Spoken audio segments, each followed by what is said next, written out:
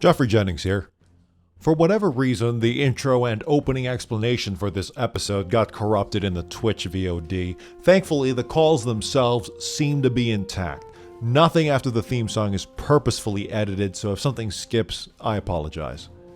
What was missed in the opening explanation was basically this. Episode 39 of Zero Dark PressCorps replaced the Q&A portion of the Foxhole Devstream. The decision was made when I reached out to Mark about doing a Zero Dark PressCorps that Friday, and he responded saying they were coincidentally planning a dev stream, so we decided to join forces. Come the day of the dev stream, the developers went through their usual order of community highlights followed by development updates. When that finished, however, instead of a Q&A, the official Foxhole Game Twitch channel raided the PressCorps Twitch channel and the show began. The show appeared to go well. The audience retention looked good, and most importantly, a lot of dialogue was had. Thanks again for giving us your time to watch. Timestamps and basic summaries of calls are included in the description. Enjoy. Live from Studio A in PressCorps World Headquarters, this is Zero Dark PressCorps. It's a live, community-based call-in show, fielding your thoughts on and tales from the Foxhole War. So join the Discord right now through the link below, sign in through the call queue text channel, and hop in the voice lounge for a chance to share your story. Tonight's developer guest, lead developer Mark Foot, community manager Crazy Flying Chicken, and now your host, 13-time winner of the Jeffrey Jennings Award for Excellence in Journalism, Jeffrey Jennings. Our first caller Hello. of tonight's show is Stranger Days from the 82DK. Welcome, Stranger Days. Welcome back to Zero Dark Hello. PressCorps. What do you have for us? Actually, weirdly enough, most of the things that I wanted was going to complain about or was going to talk about were actually addressed in the dev stream, so I guess good job? Awesome. Wow, that's All right, nice coming to up hear. next, we have... No, I'm kidding. Do you want to... We collected a few questions from other wardens. So, Big Artillery Guy in 82DK, Dark Leftovers, he actually asks about the artillery versus tank situation. It seems like with penetration values, they might be decreased quite a bit, and I was wondering, and so was he, about maybe if artillery could help shave off some tank armor, you know? It's an interesting idea. Yeah, it's an interesting idea. Another question. This one is from Warden Navy. You wrote and said something about just AP ammo. Does this mean that we might have special ammo types coming back? I'm actually really excited about that if they are, because I really liked the shrapnel rounds. Honestly, one of the suggestions I wanted to put in was for a silver hand that had like a direct fire mortar, so that way it could basically act like it had a low velocity shrapnel round. Yeah. Sorry, go ahead, Mark. Oh no, I was going to say that I think that we wanted to, with regards to the specialized ammo types, we didn't necessarily want to do that for all types of, for like many types of like ammo. Like we didn't want there to be 40 millimeter shrapnel, 40 millimeter, etc. Rather, our conversations around doing multiple ammo types were for specific weapons. So I think the mortar was the candidate for that, was at least one of the candidates for, okay, if we're going to do specialized types of ammo, maybe we want to make it specifically for that. So I would say, like, if there are ideas for multiple ammo types, it should be steered more towards that, as opposed to imagining like in the future a 75 millimeter or 45 or 40 millimeter or 60 millimeter I is going to have a much easily different see type. it that not all tanks should have all types of special ammo, but for example, for like early 30 millimeter tanks and 40 millimeter tanks, it might be nice to have like canister shot, you know? Let's just really get down into some just massive shotgun nonsense, you know? But for the majority of special ammo types, I think that I can use words. Sticking them with heavy artillery and whatnot makes a lot of sense. I want to say one of the fascinating things about your question, you mentioned like the more ammo types. I wasn't sure if you meant like the actual shrapnel rounds and things, but the changes that we made to the rebalancing, we're hoping will create more room for like other kinds of, like for example the 75 millimeter, the battle tank ammo, right? I think those of you who remember this from years ago, that was kind of just the end all be all ammo of every kind of, like whatever it is you were doing, that was the ammo you use, because it was too good at everything. I think And now wasn't Battle Tank HE actually better than a satchel before damage reduction was taken into account? yeah, it was really strong. And that, what we're hoping with these changes is we'll be able to make more room where that can be reined in a little, make it a little bit less of a catch-all, and then we can sort of experiment. We'll have more balancing room to experiment. So I have two more things to talk about. Really quick. One of them is: do you actually remember when battle tanks were first being tested? And so do you remember when battle tanks were first being tested and it was so underpowered because it got like absolutely just stuck on a bridge and then needed to get buffed a bit? I think you buffed like the repair time for the engineer slot and also the overall vehicle health. Yeah, it could be. It's been so long, I don't remember. No, I mean like those first tests. It was on old Endless Shore. What's a battle tank? Yeah, what's that? I don't even know what a battle tank is anymore. Does it have wheels? Are we actually trying? Hold on. Are we, real quick. A quick side question: are battle tanks actually going to return before the 1.0 update or in the 1.0 update? Yeah, it's going to return. Going to return. We're going to hold you to that.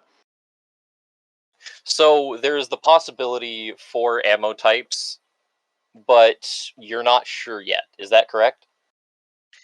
I think there's possible of ammo excuse me, possible of ammo types, but we're definitely steering it more towards weapons like the mortar. Um, if there, we haven't talked about doing it for any other ones, so if it happens, it would be something new that we haven't really planned out yet. The final question We're- actually was going to be about We're at 5 defenses. minutes, so make it real quick. Yes. I had wondered if you thought about maybe including a number of bunker pieces that you could add on to bunkers that didn't decrease integrity but weren't able to hold AI defenses. So maybe like a round piece that you could attach to the front of a bunker for infantry to shoot out of. It's basically just a really big firing port. It wouldn't decrease structural integrity, it wouldn't add much health, but it would have the advantage of actually being an infantry fighting position.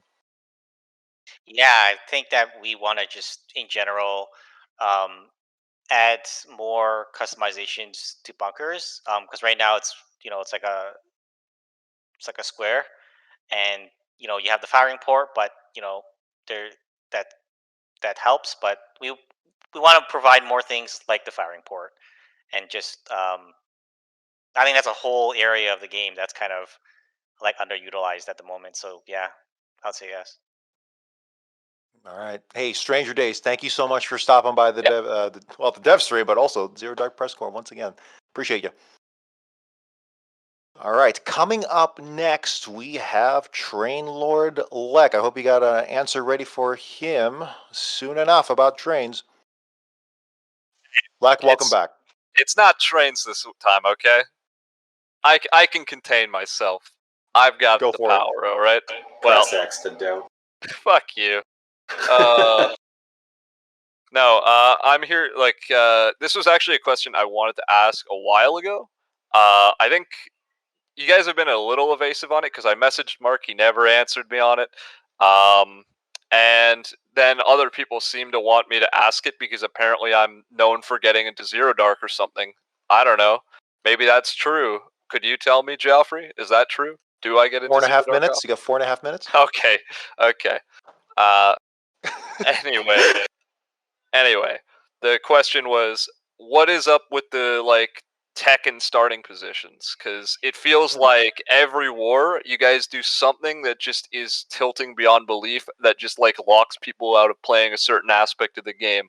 Like and this definitely isn't like a one faction or the other thing, because For Wardens, they Yeah, started I can with see a it happening on couple. both sides. Yeah. With Wardens, they started with a couple areas encircled. Like I think it was last war or the war before, and for like despite you guys adding the Lion Claw to the game, you guys seem to be for almost every war dead set on putting it either on like tier 8 or 9 or putting it against stuff like the ISG, which is basically a like, oh hey, it just feels like getting spat on in the face. What I want to know is what goes into making those tech decisions, because it really feels frustrating to be on the receiving end of the fuckery of just, oh hey, your SMG is tier 9, it's behind your Dusk, it's behind the Bane, all that shit. Like, Besides I guess so. That was one example. Like, are there a couple of other ones you can kind of list out first? it's That have kind of like stood out to you as like, yeah. it's mostly the SMG, because that was for the longest time, Colonials just didn't have an SMG with Winter Army for about 2-3 months. Then you guys did add the Lion Claw, which we finally got an SMG. But then I think the first war you added it, you guys put it like really late in the tech tree against the Dusk, and then every like it's mostly just the like that, but there's also been like the ISG randomly getting moved back a tier. I'm guessing that has something to do with the field cannon getting moved back or stuff like that.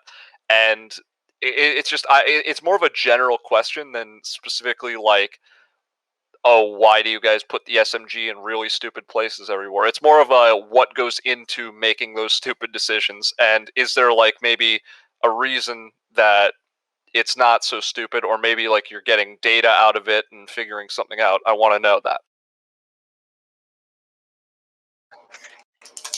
Max, do you want to take this one? Yeah. Or yeah. Yeah, basically what the process for this is, it involves a number of members of the team. Before every war, we tend to sit down and look at the tech tree, and we make a bunch of decisions based on a huge list of requirements for things like steamrolling and balance. But ultimately, what we want to get it down to is we want both sides to be equally balanced. That is always the requirement. We want both sides to feel like they have equal choices, even though it doesn't feel like it gets that way all the time. But there are obviously a few things that complicate that issue. The main one, or the big one, is that we introduce new vehicles and new items pretty regularly, and that tends to throw the power curve all over the place. So every time we release a new patch, it's like we have to relearn the power curve all over again. It's not as simple as, oh, we added this new tank, it goes right here. Now, like it'll be perfect forever.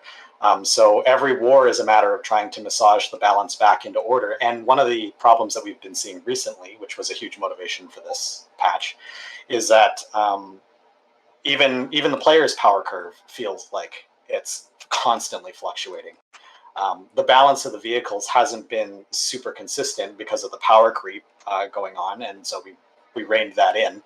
But then it was hard to like find equal balancing items for both sides. So it ends up with some weird things like the Liar getting pushed really far late in the tech tree, or like the last war, how the Colonial SMG was pushed a little bit further back.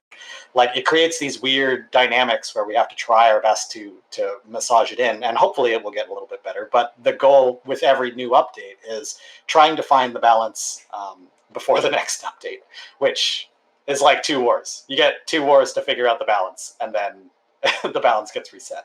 I will say one last thing here, because I know it's a short time limit. You want to get as many people through. So the Liar, I don't think most people care about. It mostly comes down to like Fiddler versus Lion Claw. Those 2 weapons, especially, like when I think in a previous war, what you guys did was something like you put the Fiddler in tier 2, but then the Lion Claw was put at like tier 9. Then there was another war where you put the Fiddler tier 2 and the Lion Claw against the ISG, and that just kind of like the problem that I'm like getting at, I get it's a balance thing, but like as an infantry player, it feels really rough to just like see that you're just not allowed to play with an automatic till like near the end of the war, and that is just really frustrating. and I hope that in the future you guys can elaborate more on what goes into designing the way you do the tech trees and starting conditions, because I think that's a pain point for a lot of people. Though I do appreciate the transparency on the armor stuff and everything you guys showed off on the dev stream today. I think a lot of it looked pretty cool, and I'm excited to relearn armor and all that stuff. So.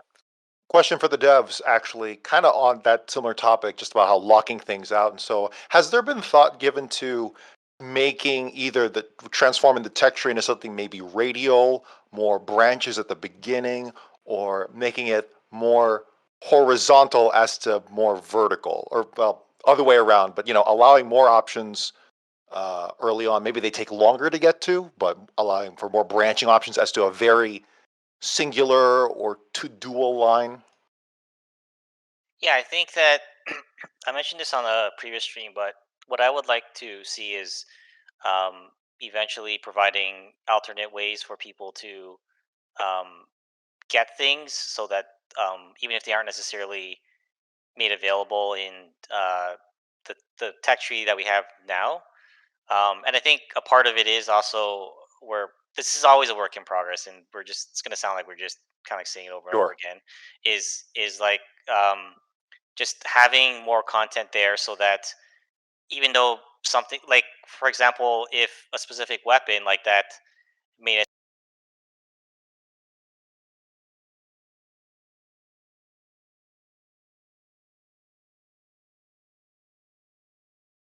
that it's if it's that critical, then that in itself is likely a problem. There should be something at that point in the tech tree that you could use that would be a viable alternative, right?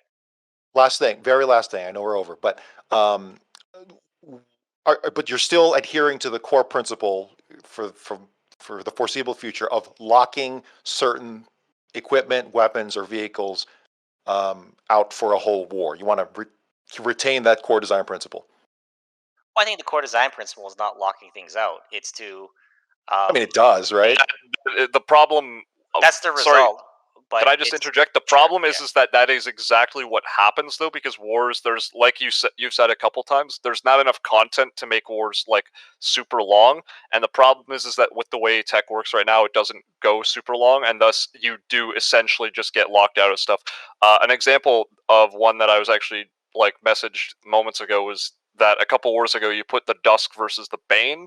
That was just one, but also, will you guys in the future change up the tech system to avoid locking out, because that is essentially what happens. Devs will have the last word. I feel like there's a couple things I want to say there, but I know. yeah, I mean, without elaborating, I feel like I'm just going to give like a one-word answer that's not going to be sufficient. So I kind of opt to not really continue this unless we can extend it out. Fair enough. Yeah. We need a whole stream dedicated to just talking about tech. Hey, Lek, thank you so much for stopping by. I'm wondering when that'll be. Do I need to? Yeah, no. I need to know when I get off work. Okay, thank you. All right, coming up again. I reserve the right to hold them for longer. Those were actually brought up some good points. All right, coming up next is the Gentleman Gamer from the Hope Regiment. Welcome to Zero Dark PressCorps. Welcome back, I believe. What do you have for us? Apologies, Stefan. I was going to come in with artillery questions, but seems like the opportune time to instead ask about new armor mechanics. I've been doing my independent testing, and have a few questions about the old system and whether or not they'll carry over to the new system. A couple things that I know is a few damage types that weapons have access to have special interactions with armor mechanics. Will we be seeing special damage type interactions coming in with the armor mechanics? You know, like say the ATRPG, for example. I know, or the ATRPG Indirect, for example. I know has a unique interaction with the old system for armor, wherein it ignored both the range and the angle, as in the range and angle didn't contribute to the modifier it did. It just modified it by the flat value that damage type did. Will we be seeing any sort of special mechanics or hidden mechanics for damage types in regards to interactions with armor? It's interesting that you use that as the example, because the ATRPG, or the Piat, or not the Piat, the Cutler. Thank you. The Cutler. No. It's gone through every name we've used in development for it. It was intentionally designed not to use any of the angle bonuses. In fact, most of the weapons aren't, and they show on each of the weapons. So the bonus to angle and range does not apply to that one because it's obviously a slow-moving projectile, and it comes down from the top. And I know you mentioned the damage types, but in at least on our end, why this is confusing for me is because the damage type for that is not different from I might be wrong about this, but the damage type is not different from, like, say, the tank ammo. It still does the same, like, it's the same, it goes through the same mitigations, but maybe I'm thinking about something else. I'm referring to penetration. So as far as I understand, judging from my own independent testing, as I understand it, each damage type has a modifier that it applies to the tank's base penetration value, and that's how it calculates whether or not an attack penetrates the tank. And I understand that each damage type has a different modifier that it modifies that penetration value by. As far as I understand, the ATRPG is a 2.5, I think, and then it's something, I don't know the exact number, but it's close to like 1.7-ish for the explosive 40mm damage type. I see. Yeah, so that one is a special case. Because it doesn't use the angle or range bonuses, it's just a specific penetration value. So yeah, it has a different value to penetrate. And then in reference to other damage types, like say demolition, I believe demolition doesn't interact with armor, or does it interact with armor? Like, will we see different damage types interacting differently with the armor mechanics? Is what I'm asking for the future update. Yeah. Yes, they will. And I think that those values are largely remain the same from what you're used to. So you probably won't see any movement there. And I guess the main question is, will that remain sort of like this is something that I had to learn through testing. I had no idea that the Piat, for example, ignored range and angle bonuses and just applied the full bonus. This isn't something that's very intuitive in the UI or the tooltips for the mechanics. Will we see sort of a little bit more of I guess, elaboration in the armor mechanics or how certain damage types will interact with armor? Not necessarily giving flat values, but even something as like has a higher chance to penetrate armor or doesn't require or penetrates armor at any range. Something like that in the tooltip would be useful. I want to correct you there because maybe I misspoke, but it does not use angle or range bonuses. That's what I'm saying. It doesn't. It just applies the full 2. Yeah. Is the if the tooltip should indicate whether it does or does not? If it's not, then there might be a bug we should take a look at. But I believe that all ammo should have something in the tooltip. If it does interact, if it does give you the bonuses, it should tell you it gives you the bonuses. And if it doesn't say that, then it means it doesn't. Okay, then this might be a bug then, or just it's not been added to the tooltip. Okay. But yeah. No. I think there's a miscommunication here. I think your question is, correct me if I'm wrong, but the 2.5% or the 2.5 times chance to penetrate is not an angle or range bonus. It is a separate modifier attached to the. Okay. We're talking about the chance to penetrate. And it's that he wants to see in the tooltip, which makes sense. Yes. That makes sense. Yes. Yeah, there's hidden interactions here that it's not very intuitive if you just play the game without exhaustively testing penetration values. That no one would have known this. I mean, as far as I'm aware, when I discovered this value and I brought it up with a bunch of wardens during the last dev branch when I was doing testing, no one believed me until I had to show them the data recorded, and then they're like, "Oh wow, that's strange."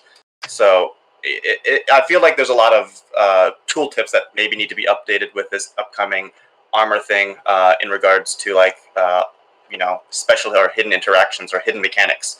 The other thing I was wondering is, will we see different damage damage type interactions for other things, like for example the AT-RPG Direct, for example, is as far as I understand, it's supposed to represent a heat round.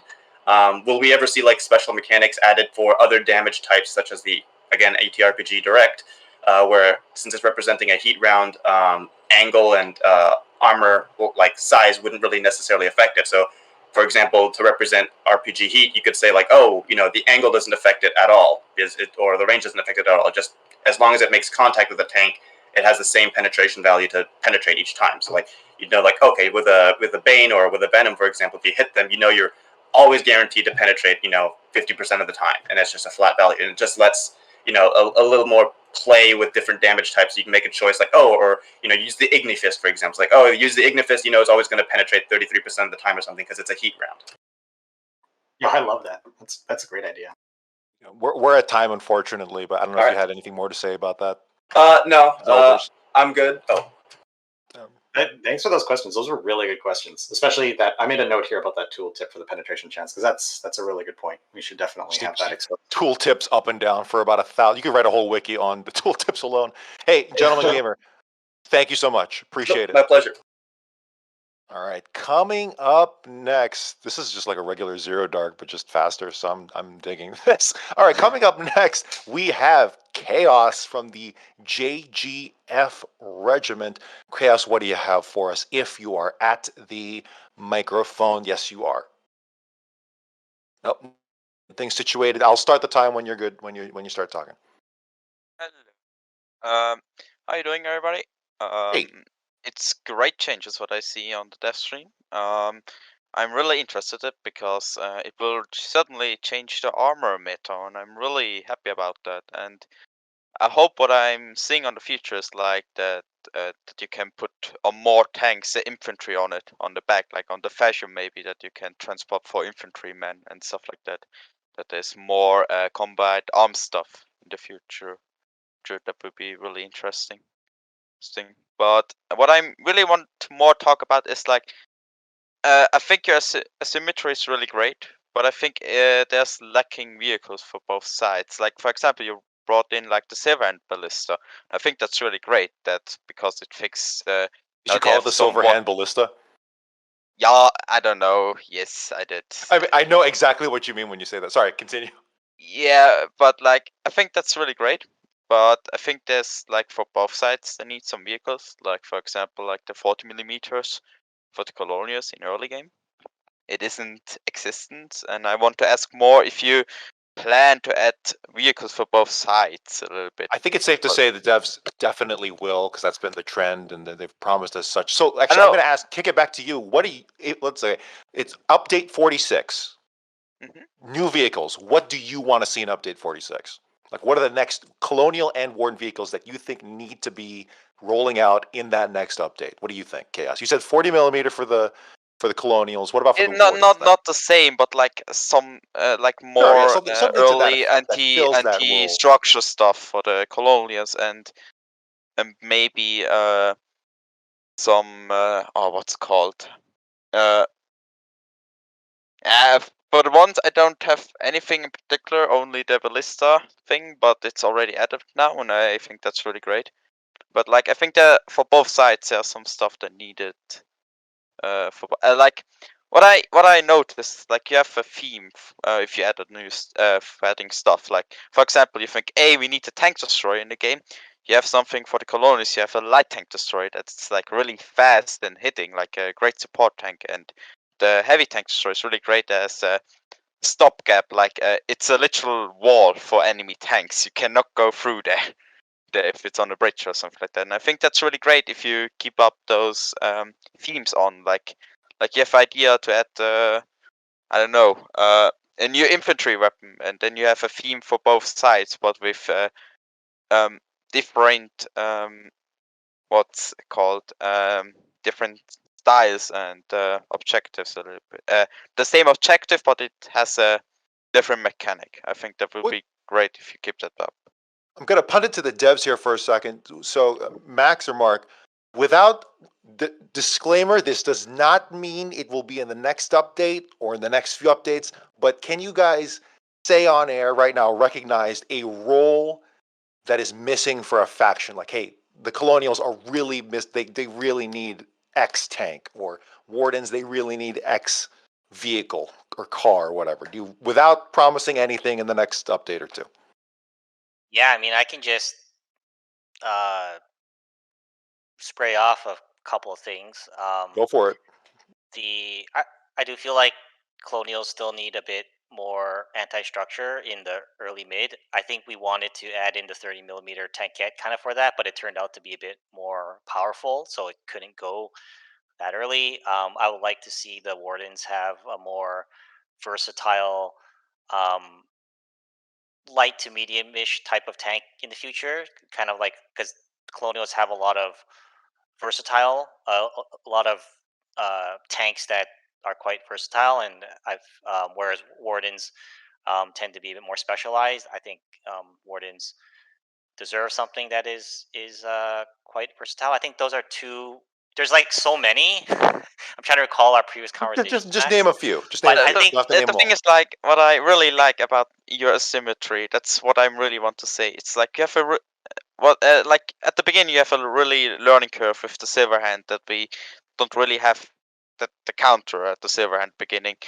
And I think it's really great to see that you now learn to have like themes for stuff, like to have a tank destroyer theme. I think the best phrase asymmetry what you got at the moment is like for the rifles, like for the Colin Warden rifle, for the medium tanks, for the silver hand and the mass production tank, and like the tank destroyer. And I like that, and I want to see more of that. And what I hope to see is like the filling gaps there's for both sides that fill it in and have that more. And that's more my question if you plan that. We're at time, but I'm going to punt it here. Mark, one more, and Max, can you name just one more vehicle that either side is missing for a roll? So I said 2. I'm gonna punt it over for Max to say 2. Okay, yeah, go for it, Max. Just anything. No promises. This will not be included in the next update. Just name it. Recognize it. I don't know which vehicle should get it, but the Colonials need to be able to use a 40mm weapon in the early game. Oh, there you there's go. no Okay. reason for them to build a 40mm up until like light tank, which is ridiculous. There needs to be something earlier. I don't know what it is yet, but it's got to be up there. Gotcha. Hey, Chaos, thank you so much. Appreciate you One having thing, me on. it's not a question. Just keep the good work up. Sorry, we got to Thank you move for your on. I'm great sorry. game. Bye bye. Farewell. That's all right. No, I get it. It's so cool to have people talking to you. I get it. Coming up next is Terrento. Welcome back to Zero Dark PressCorps. How are you? And what do you have for us here? What do you have for us? Dude, I just want to say this was one of the best dev streams ever. Congratulations. As a warden, when I saw those armor changes, I went into a bliss. I think I can speak to all wardens in this game. Well, let's not celebrate until we get the dev branch. It's going to be broken. You know it's going to be broken as soon as. No, I'm kidding. Anyway, hey, Trento, what do you have for us? These are promising.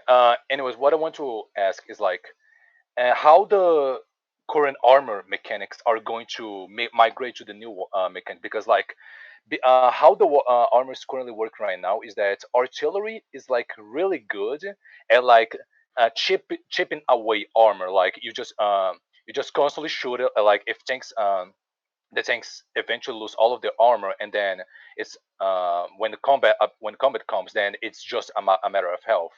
So like with these new armor changes, is artillery still going to be effective at like chipping armor, or is there going to be a rebalancing on that end?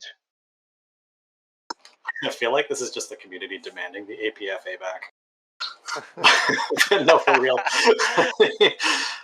For real, I think it was a really good point to bring up the artillery versus tanks, because I do think that this new the new meta is going to make tanks more resistant to artillery, but I don't see that as necessarily a bad thing. I think that realistically you shouldn't expect artillery to really break up a tank line, but I mean that's I think it's kind of cool actually that we could look at possibly different kinds of artillery. Maybe some that with a more solid of a shell is less of a splash range that, or less of a explosion radius that it could damage armor. The reason why I'm reluctant to make them the existing artillery effective against penetrating armor is because the explosion radius is massive, as I'm sure you're aware, and it doesn't have a good way of correct me if I'm wrong, Mark, but it doesn't have a good way of detecting how much damage is going to be dealt versus like it will roll the same amount for penetration regardless of where it hits in that circle. Well, yeah, because you're not dealing. There is no sense of. It's not like a bullet.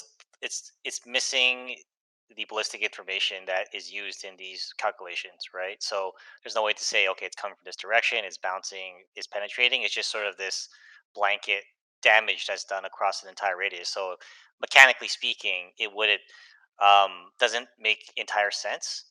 And I think, if you don't mind, Max, just to kind of add on to that, this kind of like an open question, but in terms of artillery being used against tanks, historically speaking, I know there have been some cases, but it generally hasn't been that big of a thing based on things that some of the research that we did. And but it's something. Hey, if you guys have some examples there, it'd be interesting to hear about, because we kind of felt like, is with something like the APFA, it seemed a little bit strange that that was like a such a big part of the anti anti tank game before.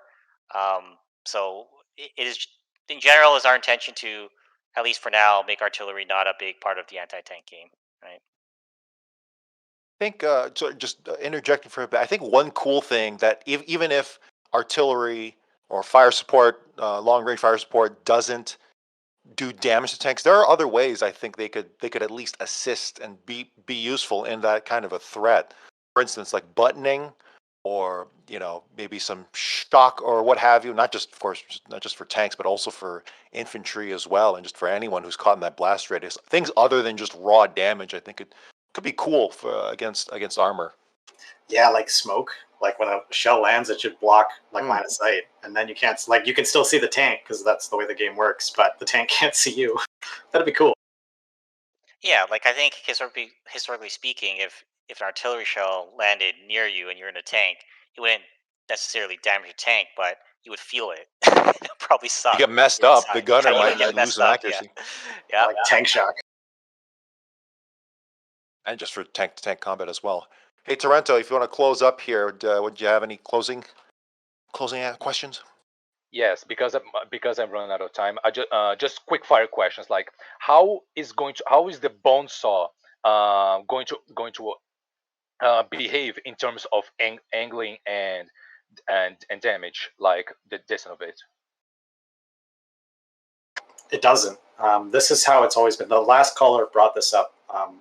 And I guess people didn't know about this, but the cutler and the bones, I think it's the cutler, right? Yeah, the cutler and the bone saw, the indirect fire ones, they don't use angle bonuses or range bonuses, and I think that's indicated in the tooltip. But what is not indicated in the tooltip is they have a tremendous penetration chance. So they're pretty good. But they're obviously detrimental from range. So they will be. I don't know. We'll see where they land on that power curve. They also deal more damage, correct? Oh yeah, tremendous Yeah. more damage. Nice one. Oh yeah, and just okay. Now the final. I'm sorry, Jeff. I'm so sorry. Yeah, no, last one. Yeah, close out with Okay, this. yeah, last one. And like you guys mentioned, like the distance between the guy that is shooting and the target, and the angling, like how is that is going to affect. Are both of those things going to affect the penetration and the damage, or only the distance between you and the target affects damage, and only the angling of the shot affects penetration chances? Only penetration chances. The amount of damage is not impacted by those bonuses. Oh, okay. Well, I think that's all I have. Again, not amazing dev stream. I can't wait for the dev branch. I am super excited about this armor changes. Thank you very much. Thanks. Farewell. Hey, since he brings that up, could we do something like that for every dev stream? Maybe like just explain as much as possible. Just putting it out there. Hey, Foxy, Foxy, no. welcome. People seem really receptive to that. Hey, Foxy, welcome back to Zero Dark PressCorps. What do you have for us here? Hi guys. Hey, how's it going? Yeah, not bad. I guess really just want to say that DevStream was really, really good, and I think it's like long overdue changes. So sort of, I applaud the armor changes. I think it's going to be really, really fun. It's really going to change the tank meta up a lot. I guess a specific question would be, with the visual armor damage, which is a great change, by the way, which is probably one of the best changes to armor vehicles that's ever gone in the game. So it's really, really good. Are there any plans, or have you ever tried to make kind of armor damage to a vehicle like location specific? Like, like one side could have its armor totally depleted, but then the other side would still be like kind of full armor. Because as I understand it, armor just depletes kind of all the way around the vehicle as a whole thing, and it always has, and it probably still will continue to. Yeah, so I love that question because it's been asked many times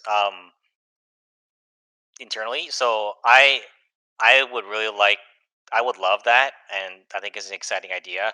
I think the reason why it's not that way now is because we had talked about, okay, for foxholes, um, camera perspective and sort of the amount of uh, like the amount of fidelity you get in terms of uh, how well you can aim and with the camera and all that stuff.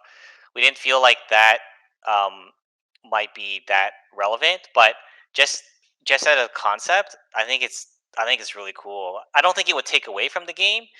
It's more like how much would it add? And I don't know. I mean, the answer could be a lot. Like I don't know. I don't really have an answer. I just think that it's a really cool idea, and I think we all think it's a cool idea.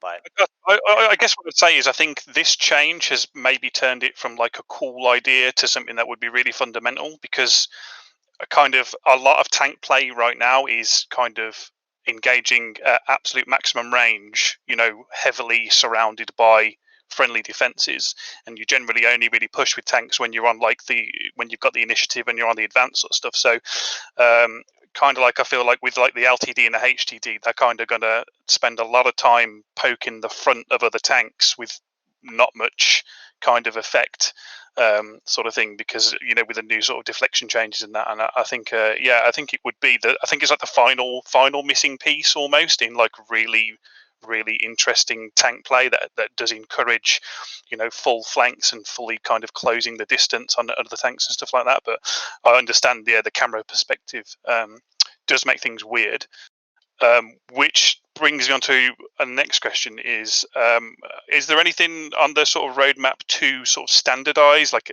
the whole aspect ratio thing, and like ultra wide support for monitors and stuff like that?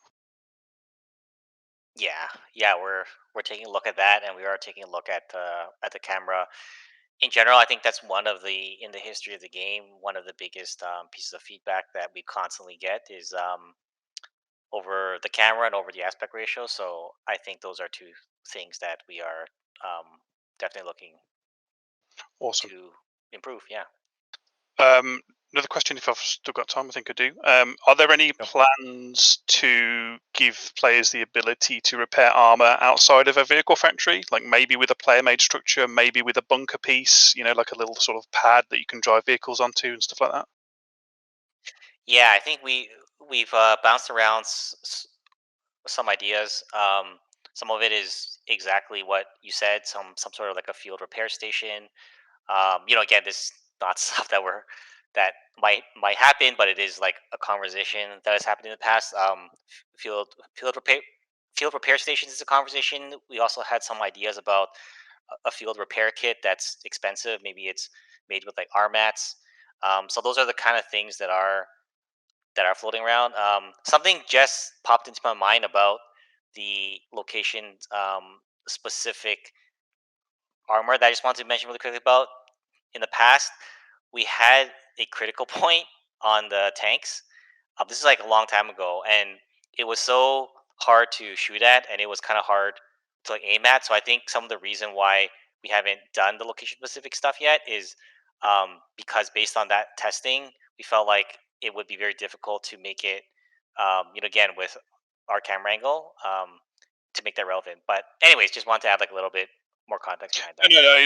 It's the clarification is always good. I appreciate that. I guess maybe more than I don't think I maybe came across, but I wasn't particularly talking about if you hit the exact same spot on a tank 3 times, you'll sort of Gotcha. Yeah. more of a kind of like left side armor, right side armor, front armor, back armor, sort of top armor is all Gotcha. considered, kind of like the module system, but for armor pieces. Yep. I guess that's what we were sort of getting at really with that. Hey, yeah, Foxy. I think we're at time, but that was a couple of good questions there. Appreciate you having you on. Appreciate you seeing you around. I know. haven't had a chance to It's talk with time you. zones and all that. It's nice to have an earlier one, but thanks Yeah, very much. for sure. We want to do them more often, but thank you so much. Appreciate you. Cheers. Coming up next is actually a text question from Yeti of the CSO Colonial Special Operations. I think that's what it is. I'm going to try and represent these written questions as best as I can. First question of 2. Will we see another Relic War anytime soon? What happened to relics? Where are they at, Mark? Yeah, I think we tend to do it once or twice a year, so I think we're going to continue with that tradition. Yeah. All right. That's a simple answer. And just expanding on that, which vehicles might be reintroduced in this new landscape of all these new vehicles being introduced since the last Relic War? Which ones do you think are going to be high on the list of yes, this is going to be in the next Relic War? Storm Tank? I think we try to bring them all back whenever we can. The only one we haven't before is the heavy APC. But that's because we have other plans for that. So, but not to say we Plans. won't ever bring that back again. But yeah, Max, I think we always bring back all the vehicles, right? Yeah. So something's going to be interesting. The AFT, the Armored Fighting Tractor. I love that name. It's going to be interesting now that the Colonials have their version of it, and I don't think the Wardens have. They've got the Scout that it's on a tank chassis, but it's got a machine gun and it's a Scout tank, right? That's going to be interesting. The new layout of them. How the maybe they're going to just be completely useless, or you're going to change the stats. I don't know. We'll see. Will we ever see the dual-barreled 40mm Relic Assault Tank added as an actual assault tank for the Colonials? It's literally called the Colonial Assault Tank. It's a crime not to have it in the base game. So once again, going back to the 40mm option that people apparently seem to be wanting here. I know you just introduced in the dev stream the infantry support tank, but that's dual 12.7mm. What about those 40mm ones? No, I don't think I think that's a Relic exclusive. I don't think It's Relic exclusive. Yeah. All right. OP. Too OP to manufacture. Well, just to elaborate on that a bit. Okay.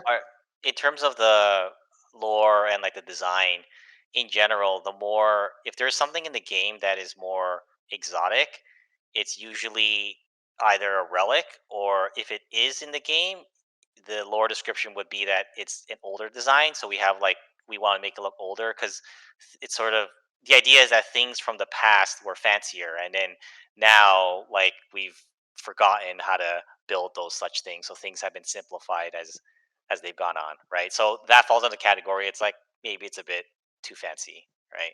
I don't know, that new Warden Chungus tank you just revealed with a giant cannon on the body is it's a little exotic looking, but that's a matter of opinion, I think. Yeah, hey Yeti, thank you so much for your text question. Hope I represented it somewhat well. Coming up next is Tancred of the Raid Regiment. Joining him is Drop Database and Sean the Green. Welcome to Zero Dark PressCorps. If you haven't been on, I think you've been on before. I'm not quite sure, but I dragged in the wrong person, didn't I? There we go. Hey, welcome to Zero Dark PressCorps. Tancred, what do you have for us here? So first, I like to thank you guys for the infantry support tank. That's actually like the combined arms stream we have in raid. It's actually like the perfect tank. Thank you. So the question I wanted to ask about it is, will it have the speed of a light tank or a ballista? Because in the demo you guys showed, it has the speed of a ballista, and it can't keep up with the tank. So what's the point of it? Same as the ballista. I think it goes slightly faster than the ballista. So it's meant to be used in conjunction with only infantry, right? Yep. I mean, how you guys use it is we kind of left this one pretty open ended for how it was going to be used. We don't know. Okay, second question about the APCs. Have you guys changed the armor values on the APCs? Are they still papered to small arms fire or? I don't think they've been vulnerable to small arms fire for a while. I think They they've are. tank armor. I'll have to double check that. But we did look at it, so They die to heavy kinetic damage. And 6 rifles can disable it. okay, I'll take a look at it. And third suggestion, now that we have a lot of vehicles, could you consider moving APCs, the default versions for both factions, in the passive tree? Why? I mean, they're not OP, they're a niche vehicle, they're just more of a utility vehicle than a combat vehicle. You can make it a combat vehicle, but with the armor values, a barge has more HP than an APC. But does an APC have armor? It has minor armor, so basically the only difference is that APC dies to 2 stickies, while a barge dies. No, actually, a barge is way stronger than an APC, and it's on attack. Yeah, it's not their on water characteristics that give me pause with that. I think the bigger question there is like what, because it's like an early game armored vehicle, like it actually has, it should have the tank armor, so it should be the same as like a light tank, which means that you need weapons that can penetrate it, and it has a considerable amount of tank armor and health. So my concern with it being on the passive tree is like if people are going to use this like a sticky rush, basically. Like if it's people don't have concrete yet, don't have a lot of AT weapons, and then they're driving up with 6 guys in the back with HE grenades blowing up all the defenses. That would be my main concern. I'm just gonna point out this test was done during the last event. An APC gets disabled by a single clip of a heavy machine gun, HMG. So that's the current machine gun. Yep. Okay. Yeah, if that's the case, then there's a bug. I'll take a look at it. All right. Thank you. I actually didn't know that they had light tank armor for the APCs. But Max? There is a light tank armor, but it was reserved for like the armored cars and I think the half tracks. Max, when you say light tank armor, you don't. I think there's a confusion. I think there might be confusion saying that it has the same amount of tank armor as a light tank versus. Oh, I see. Yeah. Oh, So how about just light armor? That's not what Max meant, I don't think. Devs don't play their own game. Okay, Either way, we'll look at it, and the APC values have been looked at for this update, so it may have already been fixed, and I'm just not aware. Okay, thank you. I'll let my clanmates ask next. Hey guys, glad to be here. This time's a bit more accessible for those of us in the EU, so this is a treat for me. So I've got more picture question. Nothing like I don't expect anything to happen tomorrow, you know. So are there plans to introduce more strategic diversity? And by that I mean viable ways to win a war, not a battle. So when you look at an RTS like StarCraft, you can attack your opponent's workers, or you can poke or hit and run. You don't only have to win through brute force. Historically, almost all of the ways to do economic damage or asymmetric warfare have been removed or nerfed. You know, you used to be able to destroy an operation stockpile, the MPF, or constantly attack petrol mines. Yeah, I think cultural victory. Cultural victory. This isn't exactly that, but I think what we'd like to do is to have more important strategic targets that you can go after that would genuinely hurt the other faction. That isn't just the talents and things that we have now. So right now it's sort of like, okay, if you want to do something, you do have to attack. You just have to take over their towns essentially, and it's pretty black and white. I think what we really want to see, and I personally want to see, is more player-made type of objectives that are significant and possibly in the further future, so anytime soon, but in the further future, potentially even more important than things like towns. So I think that's sort of a more of a long term goal of ours, right? Because I think the stuff that you guys used to do was really cool, and we all saw a bunch of that stuff. We're like, hey, this is awesome. It seems like a cool thing, but maybe it wasn't. We didn't feel like the current game balance would work, would be compatible with that sort of thing now, right? So we want to like create new things where it would be compatible, right? So Yeah, I mean, I'm totally on board with removing some of the cheese. So we internally in Raid we talked about maybe you get TNT now and you have to plant explosives at 4 corners of an important building, and you have to guard the I don't know what to call it, the fuse for 30 seconds or a couple of minutes before it goes off. I wouldn't want to return to 2018. yeah, exactly. I think the more long term perspective, kind of pie in the sky type of goal is sort of, one side being able to build something like a naval base and the other side able to go over and try to sabotage or like bomb it, right? I think that's kind of the more like far out type of things that we want to see in Foxhole eventually. Okay, great, thanks. Sean? We'll close out with this one. Thank you for the time. And you guys are awesome, and thank you. The question from Anaresti and the rest of us at Raid would be involving building mechanics.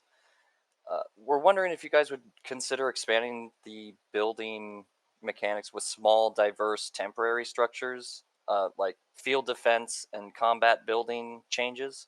So, for example, being able to take a shovel with you, running out onto the front and digging a real quick 10% type deal, like 10 digs in the ground, get a foxhole immediately that you can jump in and immediately fight from. Then if you want to upgrade it with B-mats, sandbags with upgradable elements especially, or variants, that way builders who really enjoy the building aspect of the game have various different options and creative alternatives that they can play around with and throw down in a quick situation, like for frontline fighting or partisan forts, etc., that doesn't involve the time commitment of bunkers and storm cannon races and garrison and bunker supply upkeep. And I can give some examples if you're interested, but I was wondering your thoughts on that. Yeah, I mean, Max, I don't know what's like on your end, but I would say yes. Sorry, I missed it. What was it? Shorter term structures like a temporary foxhole you can build, and just being able to like more. My understanding, you're saying more temporary, like just throw down some sandbags, things that like, aren't. Oh, sorry, I'll let you explain it then. Oh, sorry, Mark. Some like upgrades and more creative options for sandbag positionings and designs. So, like, if I want to put down a little sandbag bunker that I can stand behind and get full cover rather than having to crouch or stand on a box, adding metal plates to these little sandbag bunkers, or more manual shaping of walls and wire, more fluidity with the building mechanics for frontline stuff. Oh yeah, I'm all about that.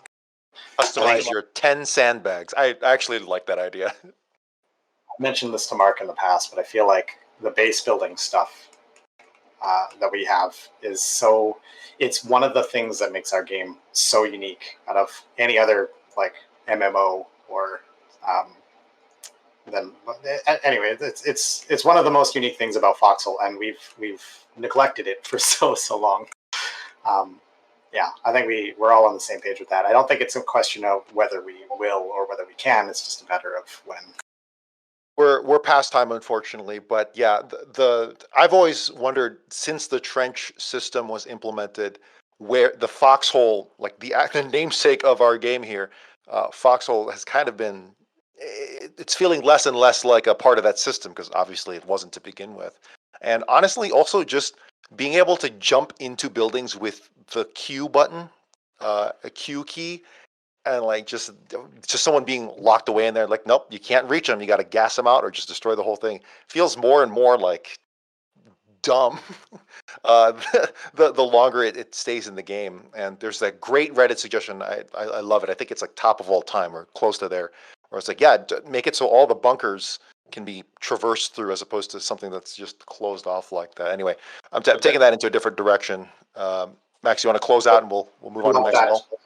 I love that Reddit post. I read that whole thing and shared it with the team. It's great. Awesome. Hey, gentlemen from Raid, thank you so much for stopping by. I appreciate it. Cheers, Thanks lads. for having us.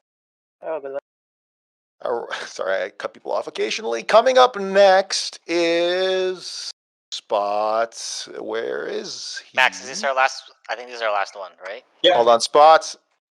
Spots. He's not there. Damn. All right, coming up next is the 82 DKs. He comes on every show. He's fine. Coming up next is the 82 DKs Glass.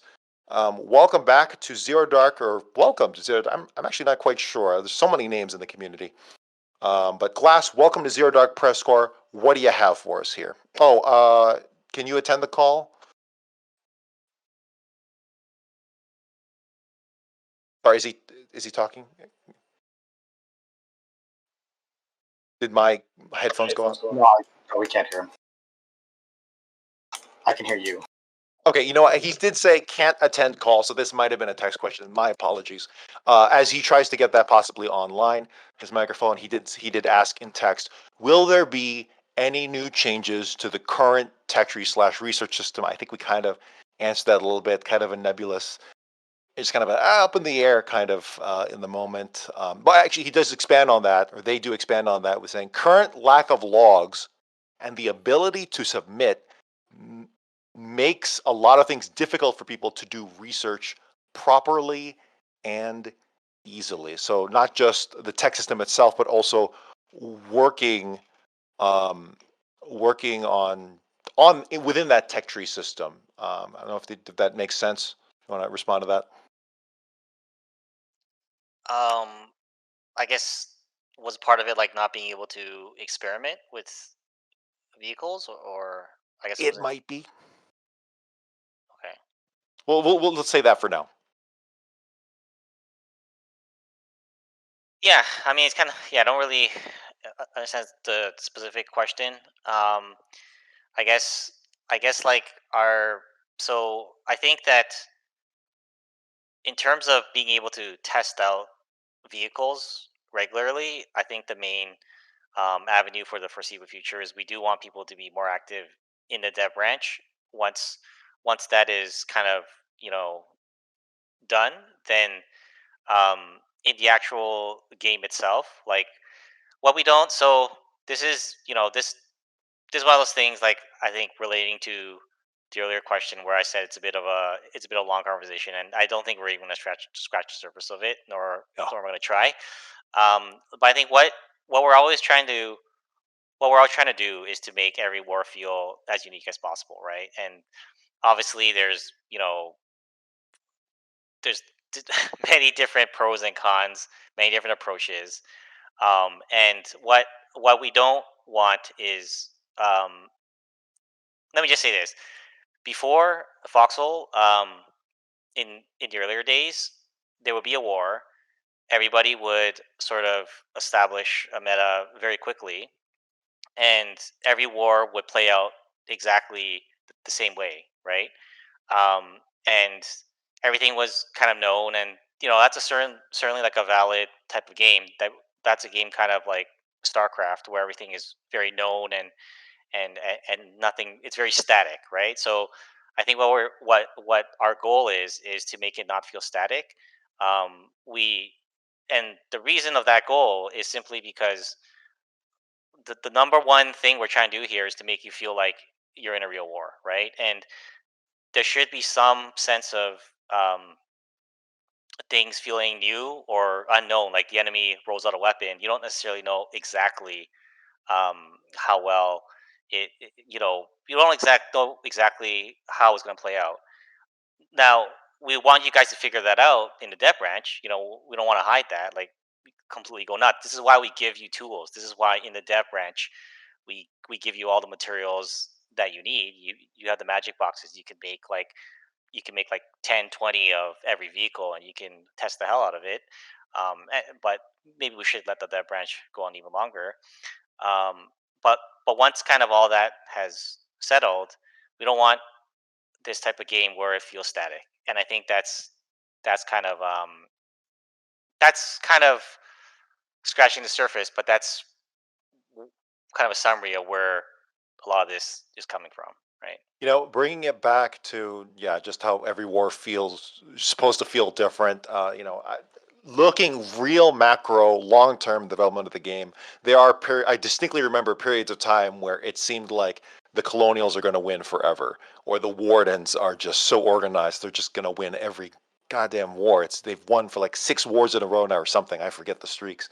Uh, but the climate changes, and the layout of things do change over time. These are long wars, so it's not going to feel like that way forever. Now, obviously, change needs to help make that happen sometimes, and I guess that's what the argument's for. Now, for the techs, I might be going completely off base of what Glass is asking. Oh, can you talk there? I don't know if this was meant to be a microphone call or a text question. Oh yeah, can you hear me? Yes, I can hear you now. Sorry, Glass. Want to close out here with maybe trying to clarify some points we were talking around? Oh yeah, sorry. Yeah, I understand the point of the text system, which I really like, but I'm meaning mostly on the text system itself. Okay. For example, submitting tech like having 500 iron or aluminium in the same place in order to, for example, get a prototype, or the current text system, because we had.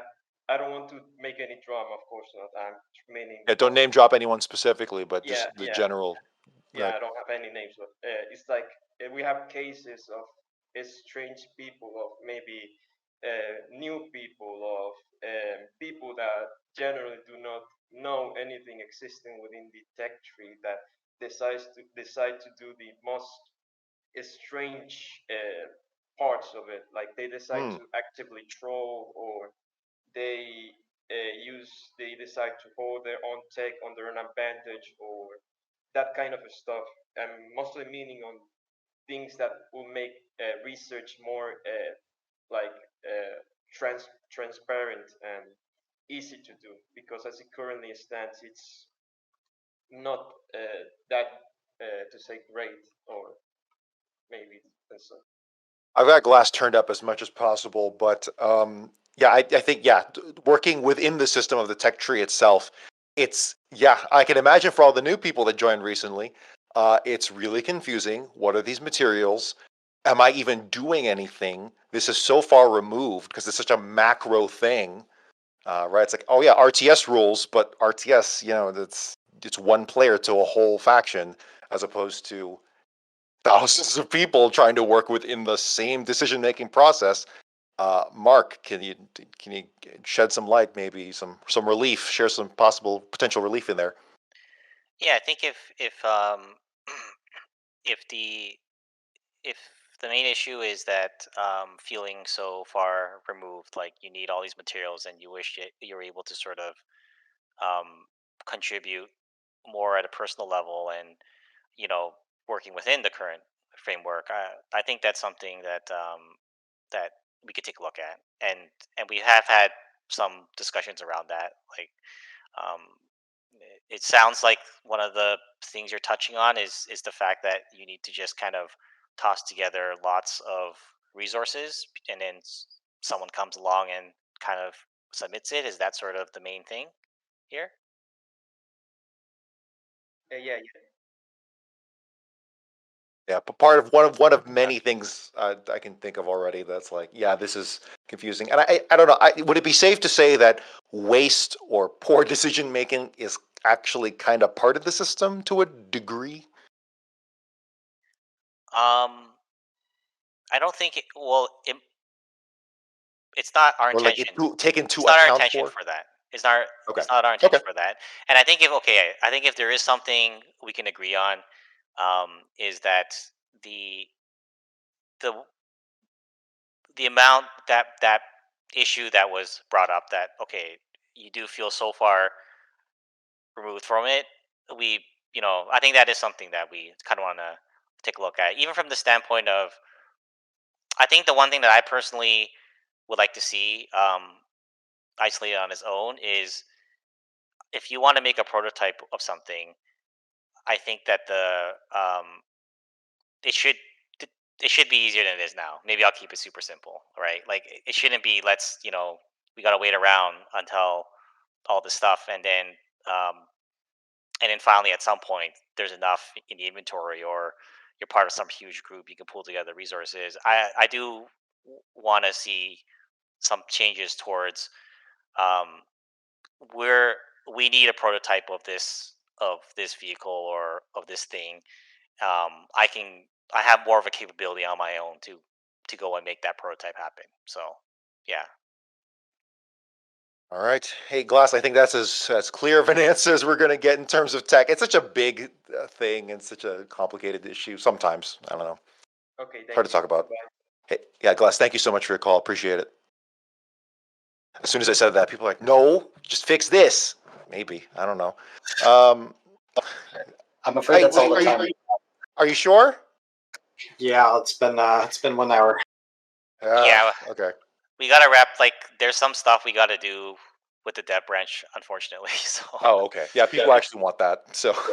That being said, if you guys do have any further questions, or you feel like there's one really important one burning in your mind, you can ping me on the Discord, the Foxhole official discussion. I'll try to answer a couple there, but as time allows. Yeah.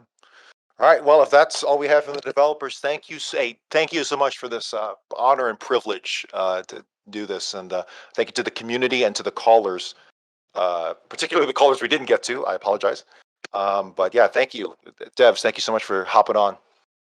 Thanks for having us again. Yeah, thank you.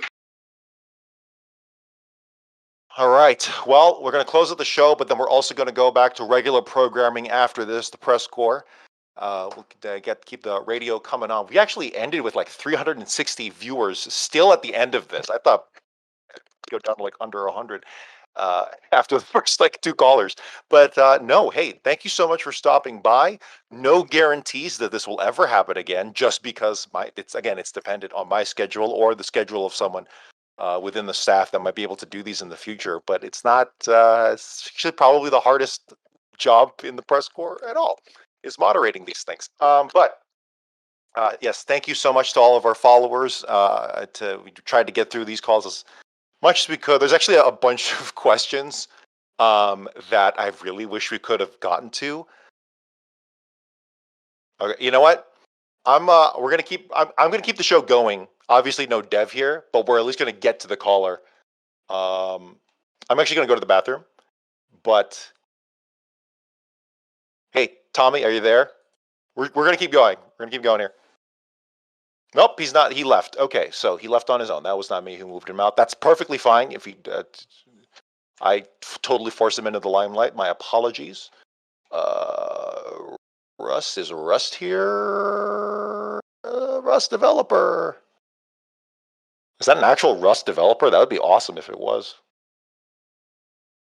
All right, I'm not seeing the name, so we're gonna go to noquackjsc. Oh, shoot.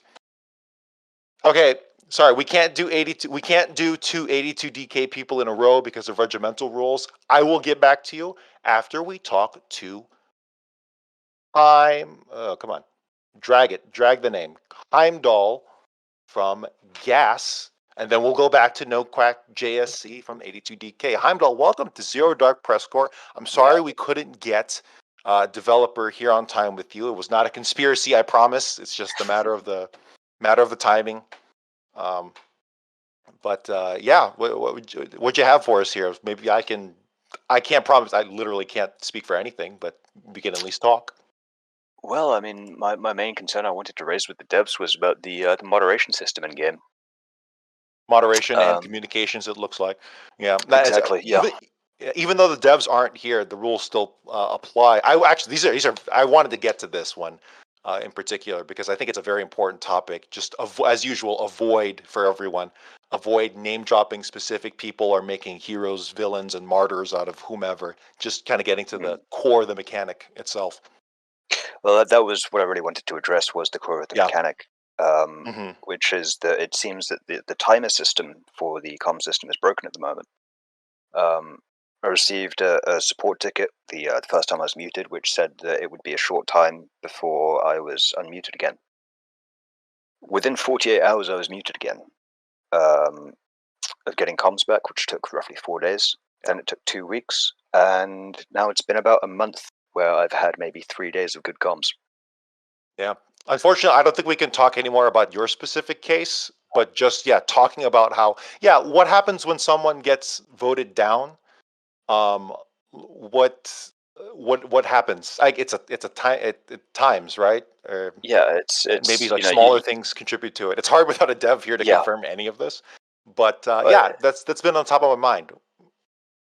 it's just that you end up with a game like Foxhole, which is a very community-driven game, and you take this game and you remove one of the core aspects from it by removing somebody's comms. You remove the ability to interact with your team, and personally, I feel that is very game-breaking for someone. If you interact with the community so much and you enjoy taking part in it, all of a sudden being deprived of that, it's very isolating and lonely feeling. Yeah, I mean, honestly, like just the organization and communication systems are so lacking in general. I've been pounding at the devs. I mean, they know, they know already, and it's like the most important part in my opinion, my vision of the game. Like in an MMO like this that has never been truly seen before. Maybe PlanetSide 2. PlanetSide 2 has a robust feature. There's a lot of things wrong with that game, but the organization and communications are incredible, and probably the one thing that kept the game going through its dark period. Now it's in the middle of a renaissance. Good for them. So I don't know. It's again, Heimdall. We can't go much into more your situation because you could. I don't know. Maybe you did earn to be in poor comms. That's. I'm not. I don't. I To be genuinely fair, don't know. I probably did. I Maybe you did. Yeah. Maybe posted some you were things being a in dick. chat which not a lot of people will agree with, but at the same time, I can bring in some of my tech UM work in here as well, and that is a role that absolutely depends upon the communication system. Being Honestly, the I person think that is picking up the tech votes for the team, that is giving people updates and telling people, right, we're at this point. And that is something I've heard that is missing on the Warden team, is you don't have anybody giving those updates. You don't have anybody helping to motivate the team towards achieving the next tech milestone. Yeah, it's tricky because like there's like a degree of politics as well. Not like actual like government politics and stuff like that, but like it's personal politics, intrapersonal communication. Yeah, exactly. How do you facilitate that? And now, so we know for sure that the devs have stated, and they probably, I'm going to go out on a limb and say that they absolutely do want to adhere to the fact that they want to keep the community as self-moderating as possible, with notable exceptions, people blasting racial slurs or something stupid like that. Yeah. But in terms of like maybe disagreements and stuff like that, it's going to have to be something better than an upvote there and a is a downvote better way system. to do it. I think So that the what way would that you you should propose? do it, What I would you would propose? essentially a moderation system where the community can elect individuals that are prominent on their faction, and they can elect them to a community moderator role. And with that community moderator role, if there is a dispute that breaks out into something, their first job would be to try and calm down that dispute. If they can't calm it down, then they have to get a second moderator to come in and approve a mute on the people that are guilty of it. And the length of that mute can then be personally dialed, so that if it's just a 15-minute cooldown period, saying, hey, look, this argument's getting too heated, here's 15 minutes, just calm down. Or if it's, a 3-day long, you shouldn't have said that in chat, you need to be muted for an extended period of time. And you'd have logs for that. You'd have,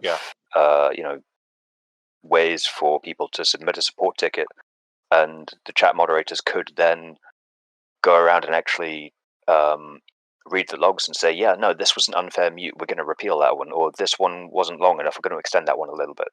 And you have this dialogue going between both factions of the community with the moderators, as well as having an easy way for people to appeal it.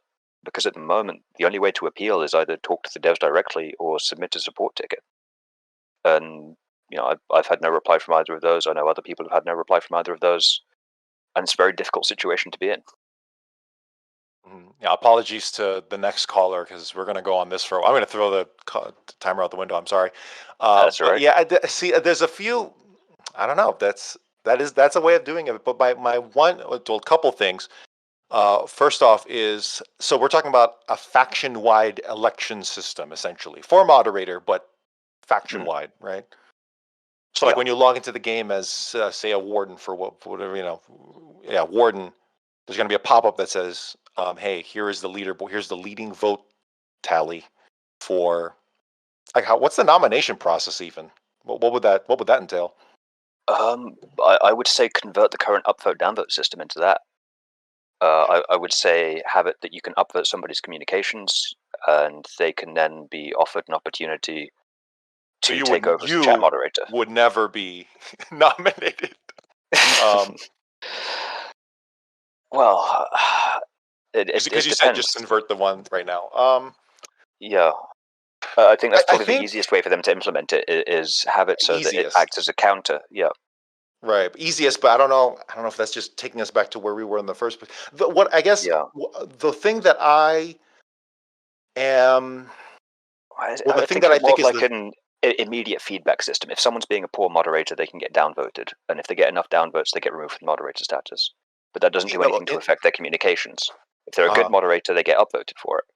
And you can insert have people meme here, come like forward. Isn't that just the original thing, but with extra steps? I guess you could say sort of, but you're adding in a level of accountability to it as well. You're allowing it so that the power is the power to mute is concentrated in the hands of a few people, that they have that responsibility. But if they abuse that responsibility, the community can then say, "No, we don't like you doing this. You're out." So you're proposing then that this special elected moderator position would have access to chat logs? You said. Potentially, I think that could be open to abuse. Yeah. So one that's like giving a single player, not a paid developer or even a clapfoot hired moderator to a degree, but literally like a player elected position by players, access to other people's chat. Also, there's voice chat. Right. So, someone could be completely clean on text chat, but they just went off on this horrible rant on voice in a squad chat or a operations. Well, no, there's operations, but you know what I mean. That's where having them as part of the community can help, because they can track these people throughout the game and say, right, I've seen you doing this here on this date. I'll make a note of that in the log. And then other moderators can then see that and see that this person's been put in the log. And then you'd have it so that the next moderator that comes along, they see the same person doing the same thing again, and they can then say, right, this is your second strike, one more, and we're going to mute you for half an hour. And then you build it off of that. So it's a hybrid system between the current communications rating system and the vote kick system. Yeah. I think taking it to its extreme, there's also the possibility of it being like any political system ever. For all time, it can be gamed, and maybe a bad acting group of players can utilize it to their advantage. And like, could that be, even with all the fail safes and the perfect system in place, could that still be open to? The real problem with it, is you can never trust people. People will and can do unpredictable shit, or they can just have a bad day and they can take it out on other people because of that. And that is the problem with that. It's why moderation is such a difficult question to talk about. Obviously, the best solution would be getting a paid external moderation team that is completely impartial. I have told the devs multiple times, hey, you need like 10 community managers in different time zones throughout the world to be able to do to the level that Foxhole is. You need that for this game. Just the extent that you're getting several hundred chat messages. To be in fair, I regional don't even know if teams, they can local afford chats that. throughout every I don't window. even think they can afford that. But like that's what would I don't actually think be they could. needed. Yeah. Like full on employees, I don't think they could afford that. But I don't know the company. But yeah, it's this is gonna be a thing, and that was a net stupid statement. But like you know what I mean. It's like it's just like where do we go from here? The devs would have to make the next move there, and I think crossing the line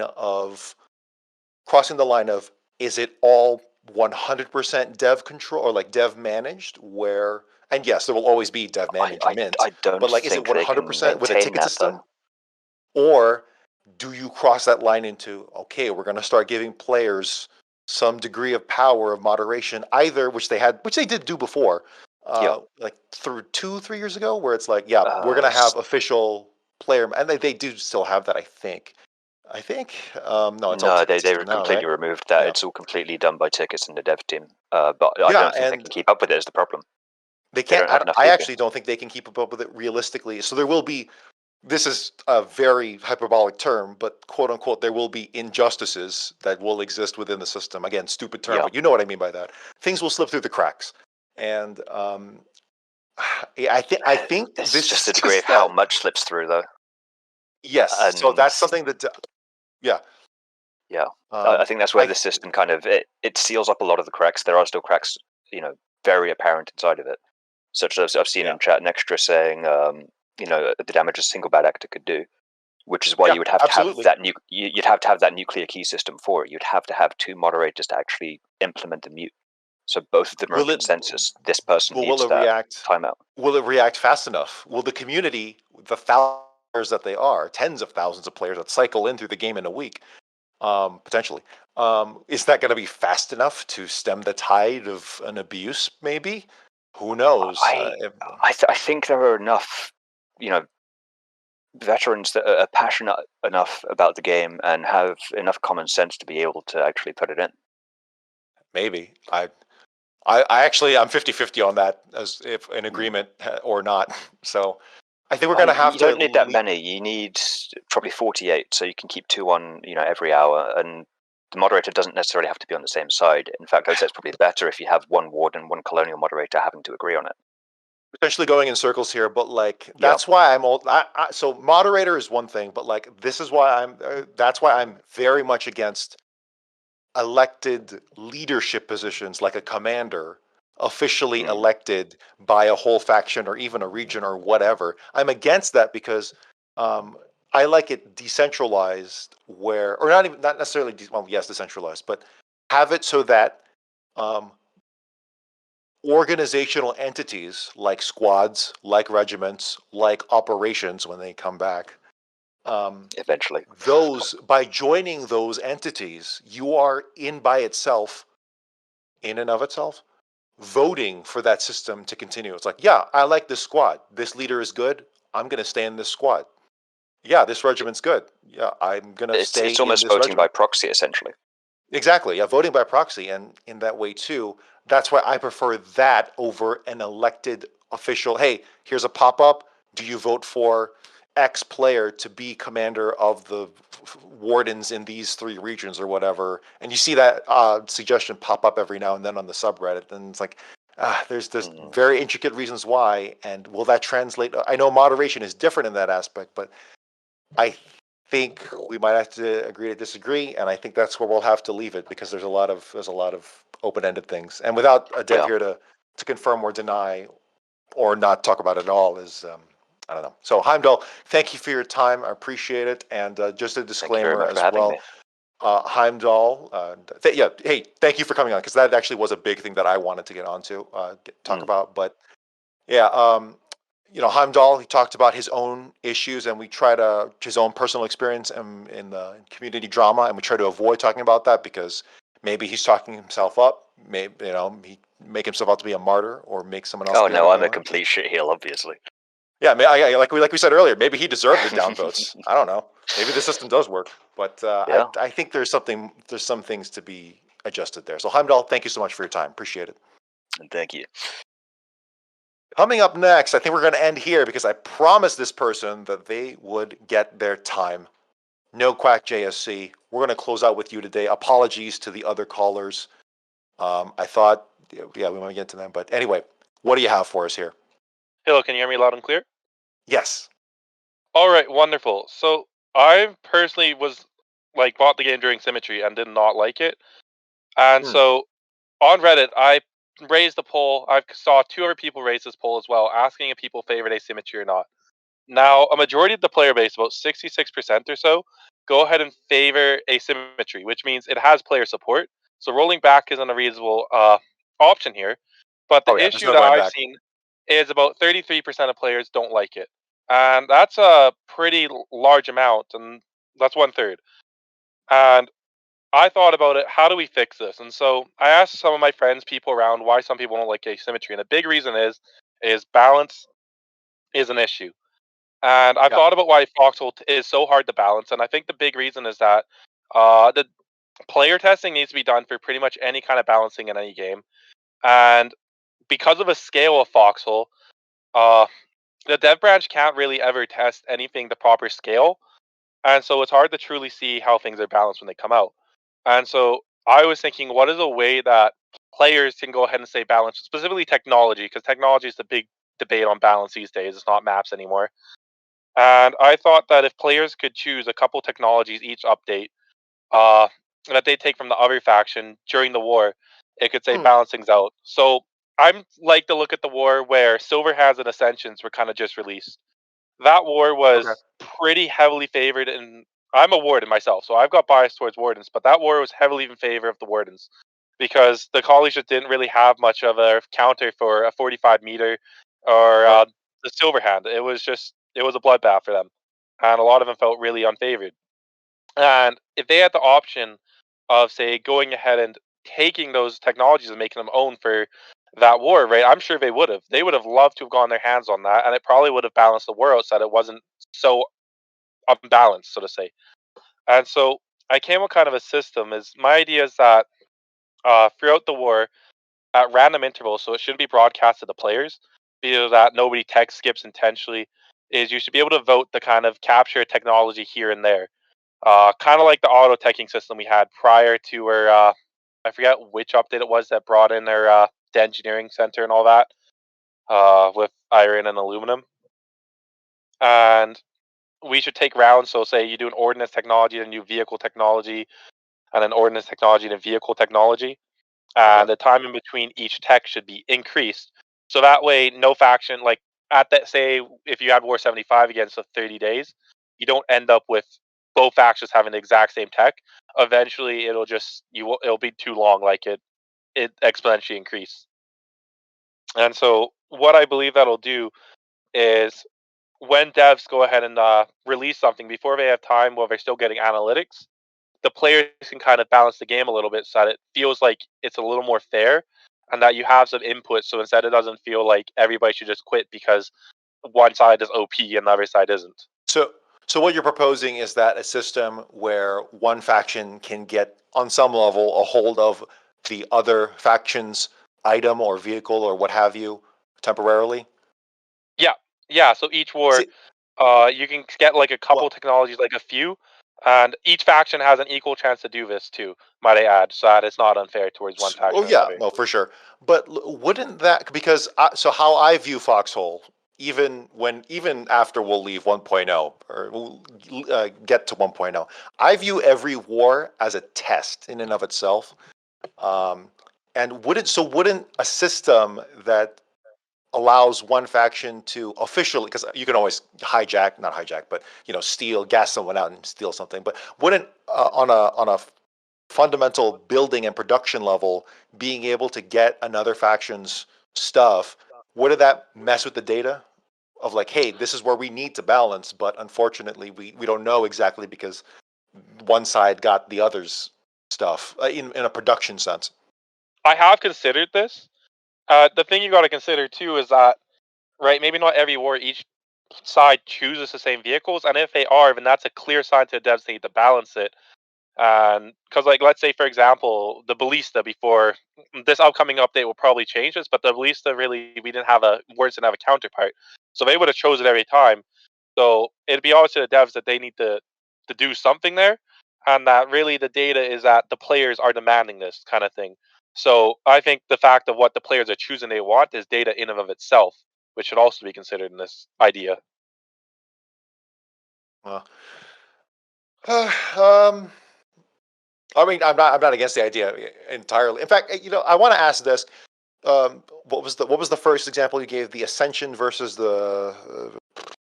I remember the war. I don't remember the names. The Colonials didn't really have any counterpart, to be honest. To the okay. Well, what were the major tanks? The Ascension versus the light tank, the Colonial light tank, or yeah, pretty much. It was a super imbalanced war, to be honest, and it led to like a Sig-4 Warden streak. So where is the Ascension now? Like the Ascension's gone. The devs had to remove it, but the issue is, once they did, sorry. This is the God. I'm so bad with these names now. Is the Ascension the? I kind of hate the devs for. It was a 45 millimeter battle tank essentially, so it had extreme range compared to any of it had the longest range of any vehicle at the time in the game, essentially, because LTD hadn't come out at this point, and so that war, right? It was ruined. So this update might muddy the data, as you said, but I believe for player experience, I think it'll be much better in the case of the wars where devs haven't gotten a chance to balance, and I don't think it should be a permanent feature either. I think it should exist until the developers have kind of moved on to another project and have finally balanced things enough that everybody's satisfied to some degree. They're never going to get fully satisfied. Yeah, no, I mean that's the thing when you cross the line into asymmetry is that you have now opened up this factor that will never ever be taken out of account. It will always be there haunting you as a potential thing. Sometimes to a greater degree than others. Sometimes just in the background, and it sucks to that degree. Because this is the second time I'm name dropping. I always name drop this game, but PlanetSide 2, it's a 3-way war.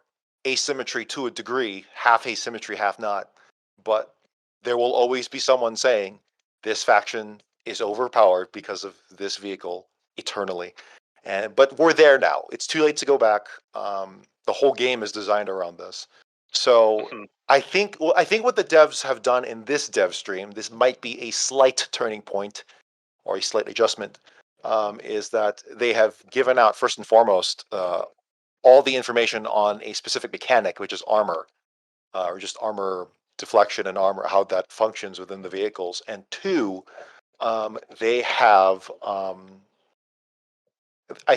they've said this. We'll see if they actually follow up on it, but they've said that they recognize that they need to start putting out more stuff more often, like the actual counters. Because I know, like in the 82 DK podcast, No Man's Land Live, please follow that podcast. Please do another one if you're listening to this, Razor Avidist. I need something to listen to. No, I don't. I have too much to listen to. But yeah, they mentioned before. I was like, yeah, why would you introduce this without introducing a counter? I was like, what is this whole testing process then? Yeah, but I think, well, the devs have provided 2 vehicles this time in this update. Colonial, the Colonial one, the dual barrel assault light armor thing. I forget the name. I'm so bad with names, as I have proven. It's essentially a tankette. That's what I look at. A souped up tankette with inventory slots, and then they have also introduced essentially the Warden answer to the ballista, a siege tank, if you will. And I think that hopefully that is a sign, if they follow up with it consistently, is a sign that they will start doing it more often. Because on last Zero Dark or 2 Zero Darks ago, they have someone thankfully brought that up. It's like, hey, can you just do this more often? Because I think that's the problem here, or at least part of the problem. And the devs, hopefully they're following up. Will they? So wait and see. So hey, yeah, sure. We'll close out with this. That direction is another thing to consider too. Is that devs have to think a lot about how to balance things right, and sometimes they don't get it right. But with this feature, is they can be a little more radical sometimes, knowing that if they do something absolutely whack, is this system could balance out in case it does happen. So if they have a stopgap, right, time for them to figure out and collect data, because that's what I look at it really is. It allows the devs to have some time where a mistake that they make, or if something just isn't quite the way that it should be, they have time for them to fix it before the player base gets absolutely losing their mind. Because like these past few wars, warns of a lot of people are protesting by not playing because they're so frustrated with tech balance. And if we had this system, I guarantee you, almost all my friends who are taking a break right now probably wouldn't be because they'd feel it's fair because they'd just steal the ballista and then everything's good. So it's like I just feel like it would alleviate some of the problems the community sometimes has. Hey, quick note: just say you're taking a break. Don't say you're protesting because that'll never work. Just say you're taking a break. Like it just sounds dumb when you're. In my opinion, it sounds dumb when you're saying, I "Hey, I'm guess I get what you're protesting this." saying. It's like it's really cringy. Like just say, It's "Hey, just I'm like not satisfied with this. I'm going to take a break and step away." That actually gets the point across. I think better than saying, "I boycott Foxhole because I didn't get my tanky." But yeah, but no, I actually do agree with what you're saying, and I still think. Well, it depends on how the devs would react to that, or rather, how the devs, how much time do they need to actually make? Do they feel like they have enough data to actually yeah. act on something? I I feel was really like hoping to yours. get in when the devs are doing this just so I could hear their opinion on Yeah, it because me I'm sure too. they've discussed this idea themselves probably.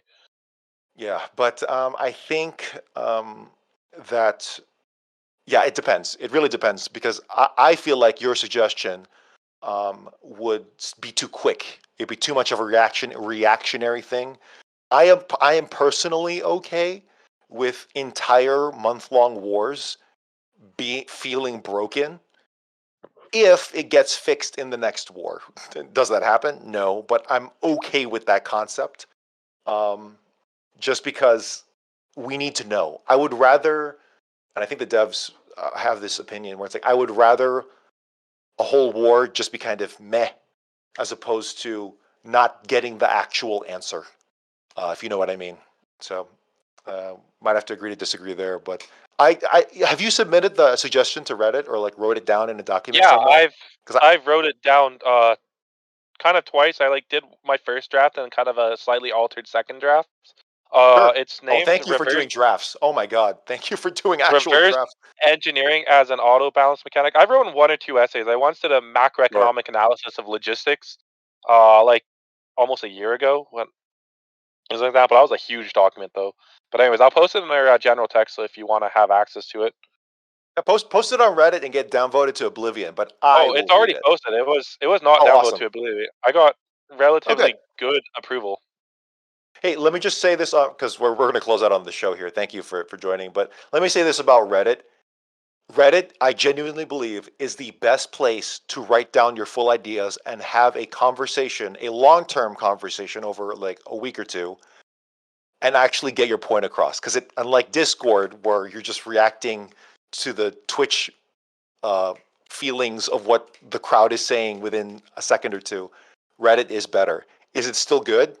Not really, but it's the best we've got. Also, this show to a degree, but we can only get so many questions on board. So yeah, ignore the downvotes. Just get your idea on paper. Maybe it is a dumb idea, but at least you'll know, and at least someone will point you out on it. Because I've had some dumb takes on Reddit, and I'm glad I got sorted out. So hey, No Quack, thank you so much. Appreciate you having you on. Sorry it took so long. Thank you. Have a wonderful day. Thank you too for having me on. You too. All right, we're gonna call it there because I am sweating, and yeah, we're gonna go back to regular programming, which means radio. I don't know if any members of the press corps will have time to make a report or do something similar like that. But thank you to all the new followers and all the new people who are on this show. That's believe it or not, that's actually if you're like shocked by how forward some of the callers are, we've actually had worse, and this is actually par for the course. So.